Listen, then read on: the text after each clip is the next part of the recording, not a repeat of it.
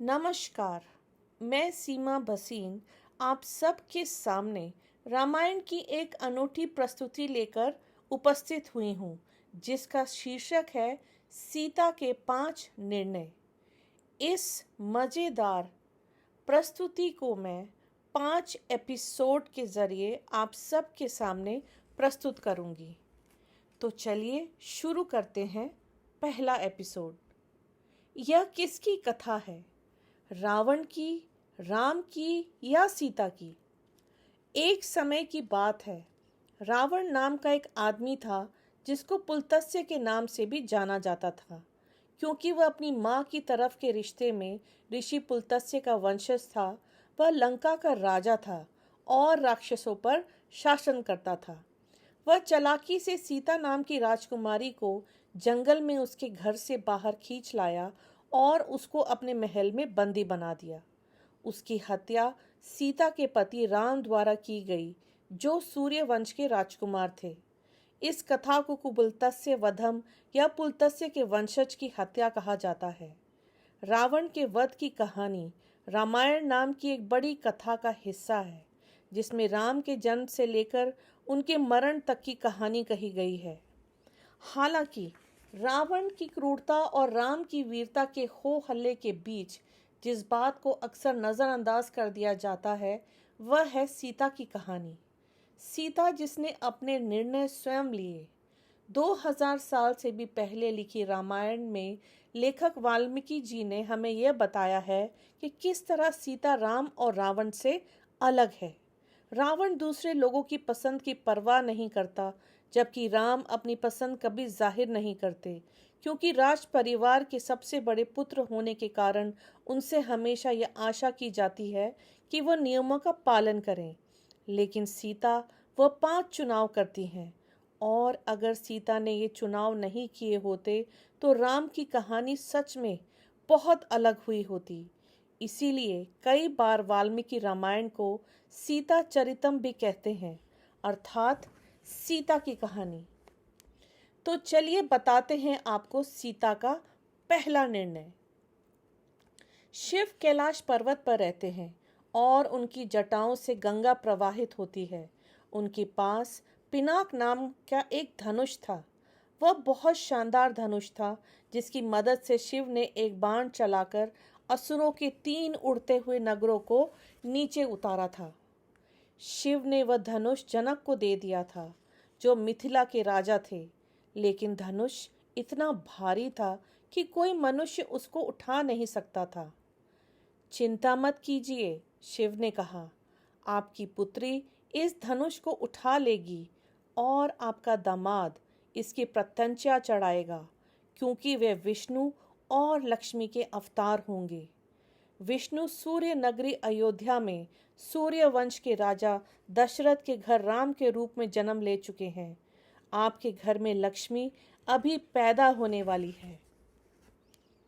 हर साल मिथिला के लोग वर्षा से पहले अपने खेतों को जोतकर उसमें बीज बोते थे और बारिश के बाद फसलों की कटाई करते थे। राजा को सोने के हल के साथ सबसे पहले खेत की जुताई के लिए बुलाया जाता था। उस साल जब जनक खेत जोत रहे थे तो उनका हल किसी चीज से टकराया। क्या वह चट्टान थी? जनक ने धरती की खुदाई की और उनका एक घड़ा मिला, और इस घड़े में एक नन्ही लड़की थी। जनक उसको देखकर बहुत खुश हुए। क्या यही वह बेटी है जिसके बारे में शिव ने कहा था? वे सोचने लगे, मुझे इसका नाम सीता रख देना चाहिए। यह मेरी पृथ्वी राजकुमारी होगी। जनक के जीवन में सीता के आने के बाद उनकी पत्नी ने एक बच्ची को जन्म दिया, जिसका नाम उर्मिला पड़ा। और जनक के भाई की पत्नी ने 2 बेटियों मांडवी और श्रुतकीर्ति को जन्म दिया।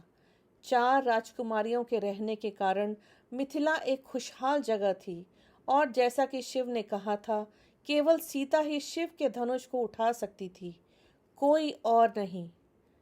अनेक सालों बाद विश्वामित्र नाम के एक ऋषि मिथिला आए। वे अपने साथ 2 नौजवानों को लेकर आए थे, राम और उनके छोटे भाई लक्ष्मण को। वे दशरथ के 4 बेटों में से 2 थे। अन्य दो भाई थे, भरत और शत्रुघ्न। वे दोनों भाई महल में ही रुक गए थे, क्योंकि उनके पिता नहीं चाहते थे कि उनके चारों बेटों का सामना जंगल के खतरनाक राक्षसों से हो। विश्वामित्र ने दशरथ के पुत्रों से जंगल के राक्षसों से छुटकारा दिलाने में उनकी मदद मांगी।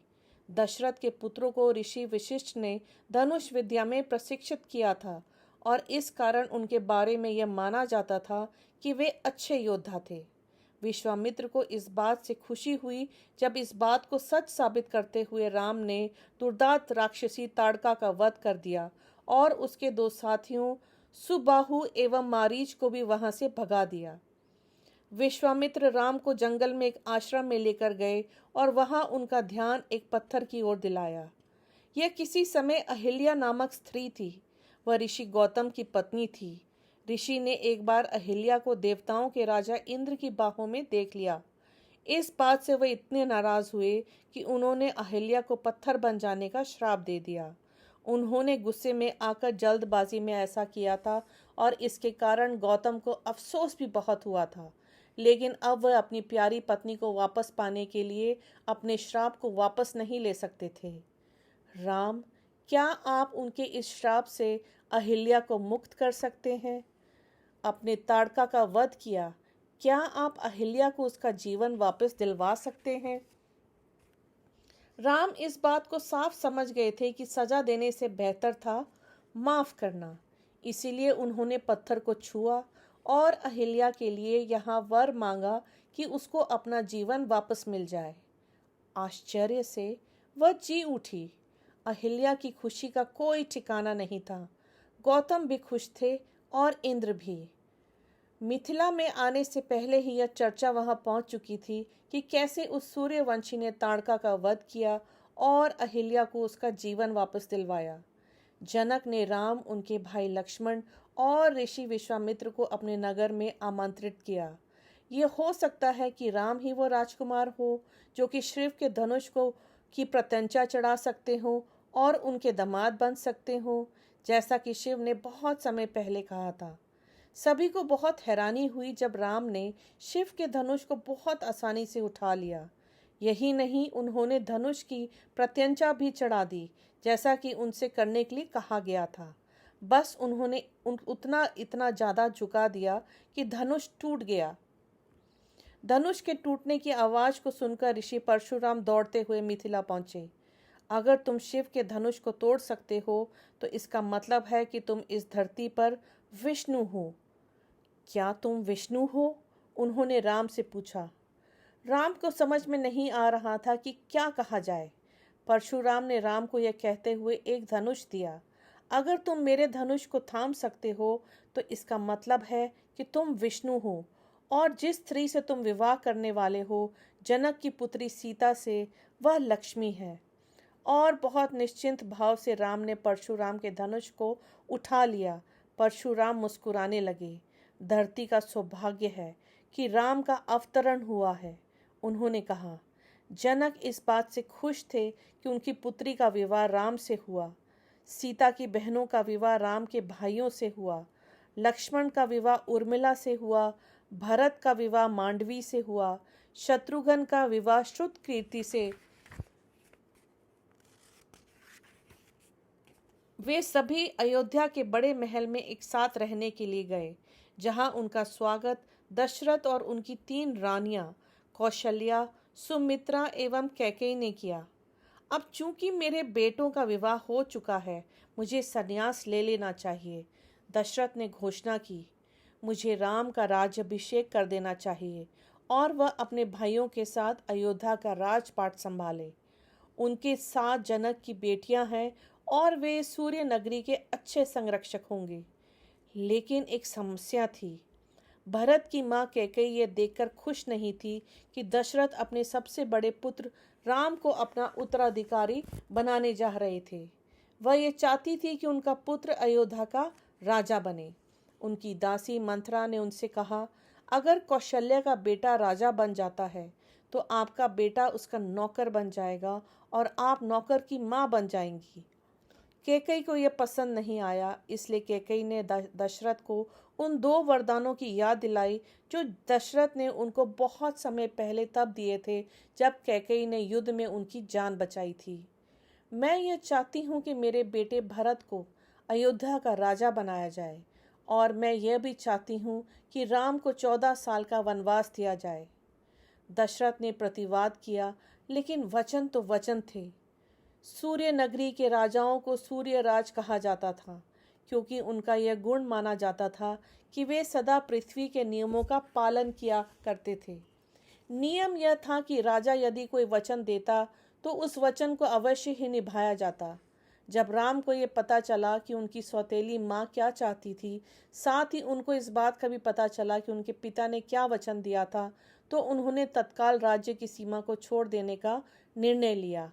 वचन को निभाया जाना चाहिए, नियमों का पालन किया जाना चाहिए। सूर्यवंशी राजा और सूर्यवंशी राजकुमार अपने पूर्वजों की तरह चमकते रहेंगे। राम जहाँ भी जाते थे, लक्ष्मण उनके साथ ही जाते थे। मैं आपके साथ चलूँगा। उन्होंने अपने भाई की तरफ ही राजसी वस्त्रों का त्याग किया और जंगल में रहने वाले निवासियों की तरह पेड़ की छाल से बने वस्त्रों को धारण करते हुए कहा, मैं भी जाऊंगी। सीता ने जोर देते हुए कहा। राम ने उत्तर दिया कि जंगल स्त्रियों के रहने के लिए उपयुक्त नहीं, तुमको महल में रहना चाहिए, मेरे माता पिता और अपनी बहनों के साथ, और मेरे लौट कर आने का इंतज़ार करना चाहिए। राम ने कहा, लेकिन सीता ने उनकी बात नहीं सुनी। सीता ने कहा, आप नियमों से बंधे हैं, लेकिन मैं नहीं। मैं अपना निर्णय लेने के लिए स्वतंत्र हूँ। मैं आपका अनुसरण करना चाहती हूँ। उर्मिला भी अपने पति और अपनी बहन के साथ जाना चाहती थी, लेकिन लक्ष्मण ने उनसे रुक जाने की विनती की। मैं सीता और राम की रक्षा में बहुत व्यस्त रहूंगा और मेरे पास तुम्हारी देखभाल करने का समय नहीं होगा। इस बात को समझो। इसीलिए उर्मिला ने रुककर उनके पास लौट आने का इंतजार करना चुना। पूरी अयोध्या नगरी में राम, लक्ष्मण और सीता को नगर को छोड़ते हुए और जंगल में जाते हुए देखा।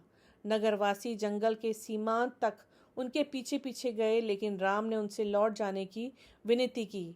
सब उस सूर्यवंशी राजकुमार के लिए रो रहे थे जो नियमों से बंधा हुआ था, और उस पृथ्वी की राजकुमारी के लिए जो अपना चयन करने के लिए स्वतंत्र थी। दशरथ अपने परिवार पर आई इस विपदा को सहन नहीं कर पाए। राम ने जैसे ही जंगल में प्रवेश किया, दशरथ का देहांत हो गया। अपने बेटे और अपने पति को खो देने के बाद कौशल्या का दुख असहनीय हो गया। कैकेयी इस बात को लेकर अनिश्चिंत थी, क्योंकि उनको यह बात समझ में आ गई थी कि उनका महत्वाकांक्षा की वजह से यह भयानक विपदा आई थी। इस बीच सुमित्रा ने सबको ढाढ़स बंधाने की कोशिश की, और भरत, उन्होंने अपनी माँ की ख्वाहिश के बावजूद राजा बनने से मना कर दिया। जब ये सब हो रहा था तब वह अपने मामा के घर गए हुए थे। जब वे वापस आए तो उनको इस आपदा के बारे में पता चला, तो वो राम को वापस बुलाने के लिए जंगल की तरफ भागे, लेकिन राम ने लौटने से मना कर दिया। वचन वचन होता है, इसका पालन जरूर किया जाना चाहिए। मुझे जंगल जाना ही होगा और तुमको राजा बनना पड़ेगा। भरत को यह बात पसंद नहीं आई कि उनकी माँ की महत्वाकांक्षा की पूर्ति के लिए नियमों में हेर फेर किया जाए। नियम निश्चित रूप से इसलिए होते हैं ताकि उनसे लोगों को मदद मिले, ना कि उनको उससे नुकसान हो। इसलिए भरत ने घोषणा की, राजा के रूप में मैं अपनी राजगद्दी के त्याग की घोषणा करता हूँ और इससे अपने बड़े भाई राम को वापस सौंपता हूँ, जो इस राजगद्दी के उत्तराधिकारी भी हैं। मैं राजगद्दी पर आपकी खड़ाऊ रखूंगा और आपके लौट कर आने तक मैं अयोध्या के राजपाट की जिम्मेदारी आपके प्रतिनिधि की तरह करता रहूंगा। और इस तरह भरत, जो राजा बन सकता था, अपने भाई की राजगद्दी का संरक्षक बन गया, और अपने भाई के बाहर रहने तक उसने महल में रहने से भी मना कर दिया। तो ये है हमारी सीता माता का पहला निर्णय जो उन्होंने लिया कि वे अपने पति के साथ जंगल में, वन में उनके साथ रहेंगी और उनकी हर खुशी और हर दुख में उनके साथ कदम से कदम मिलाकर 14 साल का वनवास उनके साथ बिताएंगी। अगले एपिसोड तक के लिए धन्यवाद।